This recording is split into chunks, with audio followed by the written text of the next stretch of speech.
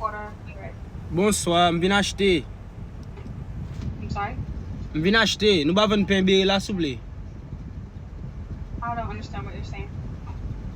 You speak Creole, Haitian Creole? No, sir. Oh shit. Men m fek vin isit. Mbo ko re desi men isit, no? Okay, bread, you have bread? I'm sorry? Bread.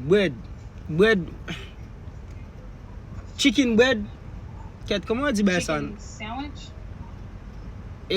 Yes. Komil van? I'm sorry? Men lap di mi sorry, mi se. You say you wanted a chicken sandwich? Madam ba do chicken sandwich. Mwen di ko sa chicken bread. No.